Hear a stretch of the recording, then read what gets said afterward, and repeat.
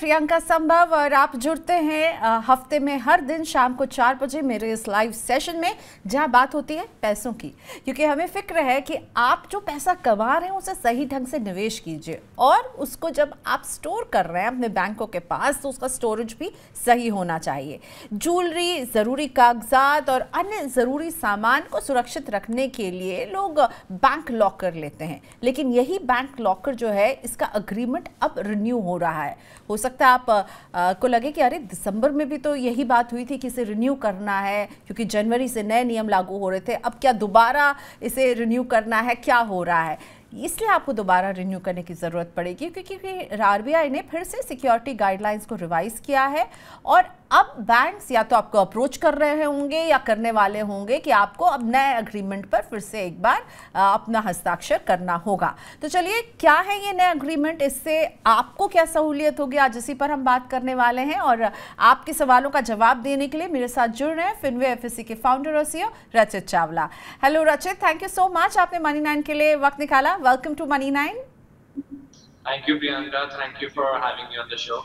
Okay, so आप भी रचित से सीधा सवाल पूछ सकते हैं। अगर आप हमारे इस कॉन्वर्सेशन में जुड़े हुए हैं तो आप अपने सवाल हमें लाइव भेज सकते हैं। कैसे भेज सकते हैं? रचित से आप ऐसे पूछ सकते हैं अपने सवाल, आप हमें व्हाट्सएप कर सकते हैं 9311121874 पर, या आप हमें ईमेल कर सकते हैं money9query@tv9.com पर।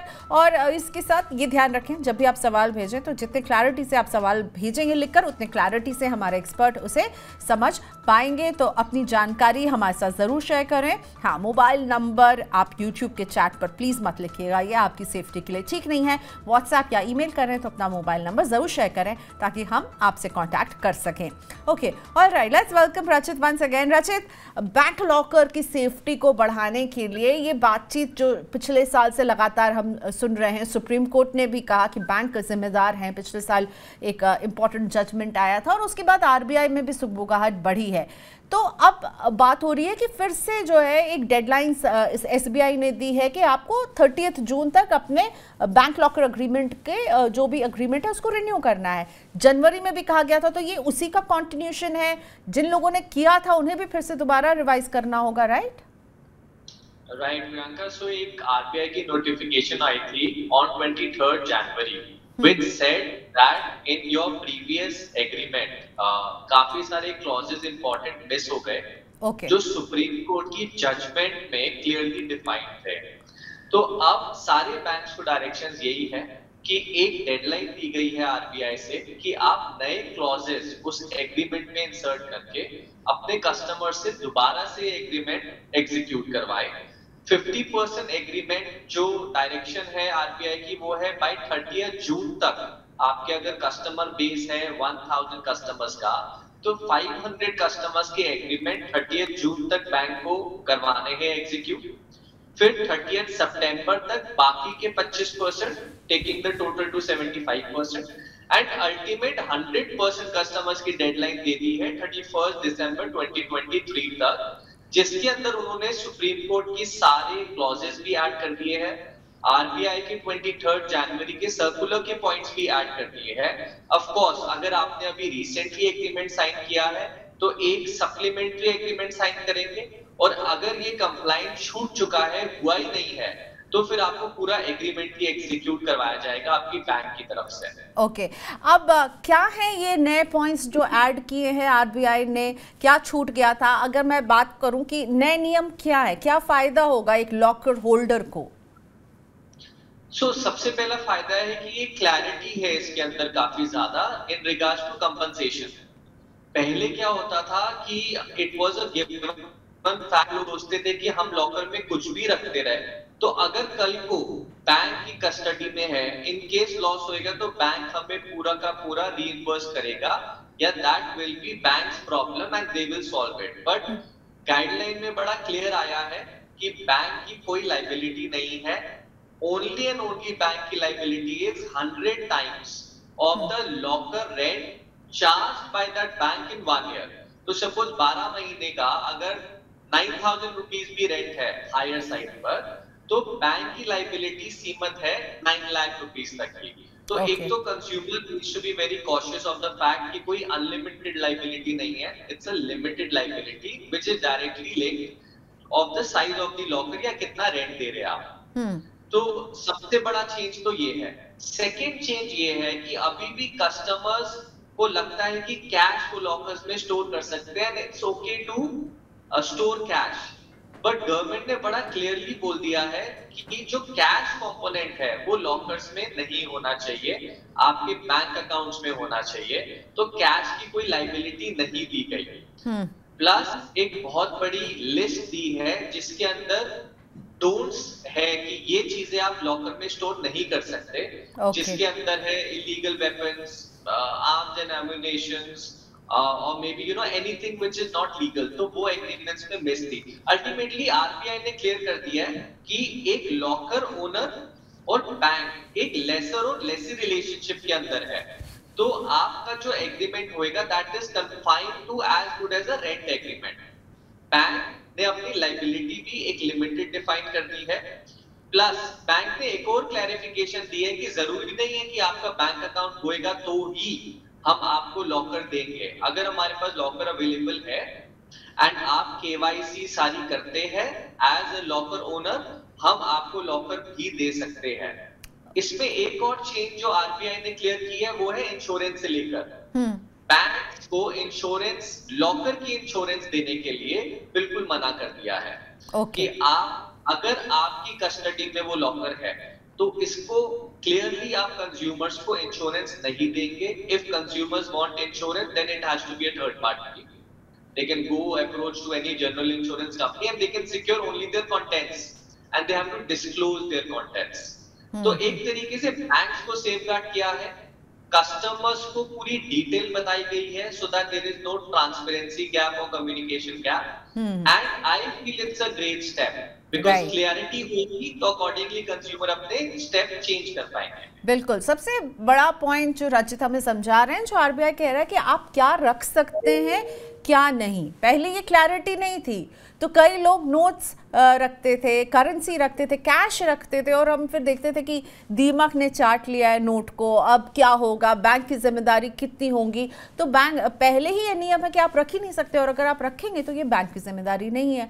आप क्या रख सकते हैं? आप ज्वेलरी रख सकते हैं, आप इंपॉर्टेंट डॉक्यूमेंट्स रख सकते हैं, लेकिन कुछ भी इलीगल दायरे में कुछ आए, आर्म्स एंड एम्यूनिशन हो गया, नशीले पदार्थ हो गए, आप कैश किसी भी दूसरी देश का डॉलर या किसी भी और करेंसी को नहीं रख सकते, ना रुपीस रख सकते, ना डॉलर रख सकते। I think a big clarity रचित ओवर हियर। अब मुझे ये क्लैरिटी आप दीजिए रचित कि अगर बैंक लॉकर में रखा हुआ सामान चोरी हो जाए या डैमेज हो जाए तब क्या होगा? क्योंकि अगर आप कह रहे हैं लेसर और लेसी है, बैंक है मकान मालिक, मैं किराएदार हूं, मैं अपना सामान रख रही हूं वहां पर, और अगर उस पे बैंक की सिक्योरिटी अच्छी नहीं है और मेरा सामान चोरी हो जाए या उन्हीं का कोई अंदरूनी शख्स जो है वो इस तरह की कुछ फ्रॉडगिरी करे, तब क्या होगा? तब तो बैंक की जिम्मेदारी बनेगी या नहीं बनेगी?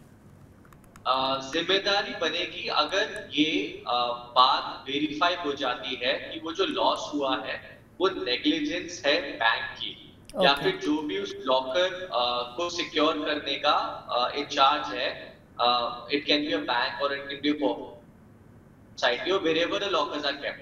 अगर उस लॉकर की सुपरवाइजर की वजह से या नेचुरल कैलामिटी की वजह से, नेग्लिजेंस की वजह से, ये सारे इस एग्रीमेंट में डिवाइड कर दिए हैं। बट सबसे जरूरी बात ये है कि इररिस्पेक्टिव ऑफ एनीथिंग, बैंक्स का लॉस जो है वो कैप्ड है 100 times of your per annum locker rent. इसका मतलब ये है कि अगर नेग्लिजेंस भी बैंक की है, सपोज बैंक के अंदर थेफ्ट होता है और बैंक का आदमी भी इन्वॉल्व होता है और खुलेआम चोरी होती है, तब भी बैंक की liability is only 100 times. So you have to be very careful कि आप क्या स्टोर कर रहे हो। ज्यादा स्टोर मेरे हिसाब से it is not advisable, because with this new agreement the liability of the bank has really come down. तो you have to be very mindful कि कितना लॉस आप बेयर कर सकते हो, एंड बैंक की लाइबिलिटी तो एक तरीके से कैप है ही है, इवन इफ उनकी साइड से कोई प्रॉब्लम होती है। तो रचित, मुझे तो लग रहा है कि ये नियम जो है बैंक्स को ज्यादा प्रोटेक्ट कर रहे हैं और कंज्यूमर को कह रहे हैं कि भाई आपको अब ज्यादा सतर्क रहने की जरूरत है, और बैंक को प्रोटेक्शन ज्यादा मिल रही है। प्रियंका, डेफिनेटली बैंक्स को तो प्रोटेक्शन मिल रही है, बट पहले भी हमने बहुत इंसिडेंट्स देखे हैं जहां पर अगर इस तरीके का कुछ होता भी था तब भी बैंक की लाइबिलिटी लिमिटेड ही थी एंड डिस्प्यूट्स बढ़ते थे। मुझे लग रहा है ये स्टेप्स उन डिस्प्यूट्स को कट डाउन करने के लिए भी है कि भाई एक रेगुलेशन आ गई मार्केट में। दिस रेगुलेशन क्लियरली स्टेट्स की बैंक की कितनी लाइबिलिटी होगी, तो कंज्यूमर को पहले ही पता है, तो consumer accordingly can act and can take the necessary steps in order to secure himself. Supreme court ने जजमेंट साइड करते वक्त भी यही बोला था कि ये लॉकर का जो सिस्टम है बहुत पुराना, बहुत सालों से चलता आ रहा सिस्टम है and people have started taking it for granted. People are not informed. People are not educated about the entire process and system. So banks ये ड्यूटी दी है कि भाई आप जो कर सकते हो उसको इमीडिएटली एग्रीमेंट के फॉर्म में सारे कस्टमर्स को क्लियरली बोल दो कि this is what you can do and उससे ज्यादा आपकी लायबिलिटी नहीं है। Okay, so transparency in terms of rules and regulation, transparency in terms of कि आप क्या रख सकते हैं क्या नहीं रख सकते हैं, और ये भी ट्रांसपेरेंसी कि बैंक की जिम्मेदारी कितनी होगी। भाई आप जो रेंट दे रहे हैं उसका जो है 9 टाइम्स जो है वो, सॉरी माफ़ कीजिएगा 9 तो आपने एग्जाम्पल दिया था, 100 टाइम्स उनको पे करना होगा। अच्छा, अब ये बताइए रचित, अगर लॉकर का रेंट किसी ने अदा नहीं किया तब क्या होगा? क्या तब बैंक के पास ये राइट है कि वो बैंक लॉकर खोल सकता है? सो पॉलिसी के अंदर जो आया है वो 3 इयर्स का टाइम आया है। अगर 3 इयर्स तक नहीं रेंट पे कर रहे, then the bank needs to intimate the locker owner with a proper show cause notice that इस डे पर हम इस लॉकर को ओपन कर देंगे। बट वो ओपन वैसे ही नहीं कर सकते इमीडिएटली कि भाई 3 इयर्स हो गया and we have to open. Even then, a public notice will be issued in 2 leading newspaper, one in Hindi language, one in English language, and then Bakaida bank ka in charge, along with 2 witnesses, will open the locker, which will be in the supervision of a recorded video.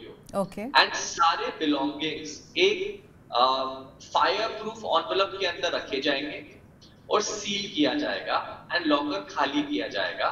And that also will remain in the custody of the bank in case tomorrow if the customer wants to avail his locker, किसी भी कारण से अगर customer से miss हो गया या वो इस सिचुएशन में ही नहीं थे कि 3-4 साल तक किसी के संपर्क में जाए, सामान तो बैंक संभाल कर ही रखेंगे, just that the locker will get empty. Again, I would emphasize on the fact कि ये भी दोनों के हित की बात है, कस्टमर भी यहाँ पर एडवर्सली नहीं इम्पैक्ट होंगे एंड जो बैंक्स के पास बहुत सारे रिडंडेंट लॉकर्स पड़े हुए हैं, at least banks can utilize for people जो उनकी वेट लिस्ट में खड़े हैं, एटलीस्ट उनको ऑफर किया जा सकता है लॉकर्स। ओके, अब मैं बात करूंगी कि अगर कोई नेचुरल कैलामिटी जैसे कि भूकंप या फिर फ्लडिंग हो जाए या फिर एक आग जैसा हादसा हो जाए, ऐसे में अगर लॉकर को क्षति पहुंचती है तो इसमें बैंक की जिम्मेदारी कितनी होगी?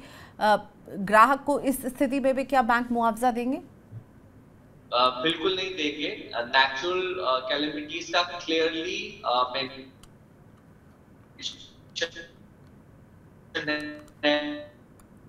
एग्रीमेंट के अंदर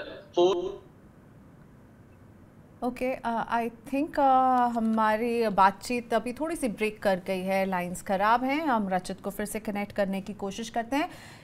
yes Rachit, I think you are back. आप बता रहे थे नेचुरल कैलामिटी या आग जैसी स्थिति में क्या होगा? एग्रीमेंट क्लियरली सेज कि अगर कोई फोर्स मेजॉर या नेचुरल कैलामिटीज होती है, banks will not be responsible. It is clearly mentioned in the agreement. It is only in the event where there is a lapse from the bank side, and it can be proved कि lapse was due to either an employee working in the bank or due to the management negligence in the bank. Okay. Then the liability clause will be triggered. Otherwise, the entire loss will be for the locker owner. Okay, so in this case, consumer को कुछ नहीं मिल सकता है unless he or she proves कि ये bank के management की तरफ से गलती थी और तभी जा करके आपको मुआवजा मिलेगा। अब ज़रा मैं समझना चाहूँगी, जब कोई बैंक लॉकर लेने जाता है रचित, तो क्या प्रोसेस होता है? इसके लिए बैंक कैसे चार्ज वसूलते हैं? और इनफैक्ट मुझे अलग अलग बैंक के आई एम श्योर अलग अलग रेट होते होंगे, पर बैंक लॉकर का सीधा कनेक्शन एफडी से होता है, बैंक फिक्स डिपॉजिट करवाते हैं आपसे, राइट? सो टर्म डिपॉजिट कहा जाता है इसको जनरली प्रियंका। सपोज लॉकर का रेंट है 9,000 अ मंथ, तो जनरली बैंक्स की कोशिश रहती है कि वो एक टर्म डिपॉजिट या फिक्स डिपॉजिट ले ले जिसका interest will cover the cost of the locker. उससे दो फायदे होते हैं, एक तो कस्टमर को स्ट्रेस लेने की जरूरत नहीं है कि मैंने लॉकर रेंट पे किया या नहीं किया। सेकेंडली ऑटोमेटिकली इनकम से लिंक्ड है लॉकर चार्जेस के कॉस्ट, तो वो ऑटोमेटिकली डेबिट क्रेडिट चलता रहता है। ओके बट अगर ये नहीं भी स्कीम कस्टमर लेना चाहते तो ये भी इस सर्कुलर में क्लियर किया गया है, it is not mandatory as long as the customer has a bank account or a way of paying the locker rent, it is okay for any settlement. तो अगर फिक्स्ड डिपॉजिट टर्म डिपॉजिट नहीं भी avail करना and you want to pay as you go, even that is an option. Like Punjab National Bank specially gives an option कि आप 12 months का advance में rental पे कर दीजिए। So the customer is aware कि 12 months has been paid and then automatically on the 11th month there are notifications, SMS, emails, wherein reminders are sent to give the locker rent for the subsequent 12 months. So it is totally a relationship between the bank and the customer. Okay तो क्या charges होते हैं locker के, कुछ idea आप हमें दे सकते हैं क्या? Priyanka, it totally depends on the size of the locker. And location also to some extent. A HDFC bank account in a very populated area will charge higher locker charges as compared to एक isolation में HDFC है जो दूर है। Okay. तो area में depend करेगा। Secondly size of the locker is the main thing. अगर साइज आपका बड़ा है चार्जेस ज्यादा होंगे, बट अगर बॉल पार्क रेंज में आपको बोलूं तो it's ranges from 2400 and it goes up to 9000 also. Okay so 2400 से लेके 9000 तक हो सकता है। और रचित ने जैसा समझाया वो बैंक की लोकेशन कहाँ है, लॉकर का साइज कितना बड़ा है, इस पर डिपेंड करेगा। मतलब सेम बैंक आपसे एक लोकेशन पर कुछ और चार्ज ले रहा होगा, तो शायद एक ऐसे लोकेशन में जो बहुत पॉपुलर लोकेशन है तो वहाँ पर आपसे ज़्यादा चार्ज भी ले रहा होगा। एक हमने बैंक के चार्जेस की भी शीट बनाई थी, अगर हम उसे दिखा पाएँ तो वो आप लोगों के लिए और सहूलियत होगा कि किस तरह से बैंक्स वसूलते हैं आप के लिए आपसे लॉकर का चार्ज।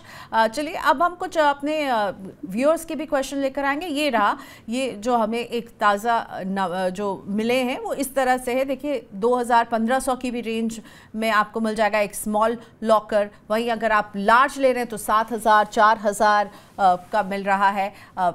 SBI आपसे जो है अर्बन और मेट्रो शहरों में 1500 ले रही है स्मॉल लॉकर के, सेमी अर्बन एरिया में सिर्फ 1000 रुपये ले रही है।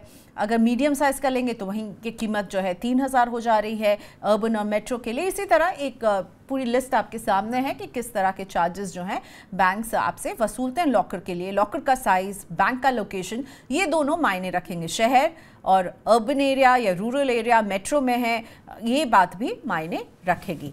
Okay so let's go ahead. हमने अपने दर्शकों के सवाल लेकर आते हैं। पवन यादव जी हमारे साथ फ़ोन लाइन पर जुड़ने वाले थे, उन्होंने हमें व्हाट्सएप पर भेजा था। ओके सो आगरा से पवन जुड़ चुके हैं, बात करते हैं इनसे। नमस्ते यादव जी, कैसे हैं आप, कैसे मदद करें आपकी? प्रियंका जी मैं बढ़िया हूँ, उम्मीद है आप भी अच्छी होंगी। आपसे सवाल ये था मेरा कि सवाल पूछ सकता हूँ? जी जी पूछिए। जी मैम ये जानना था कि ये जिस बैंक में मेरा अकाउंट है उसी बैंक में लॉकर चाहूँ तो मिल सकता है?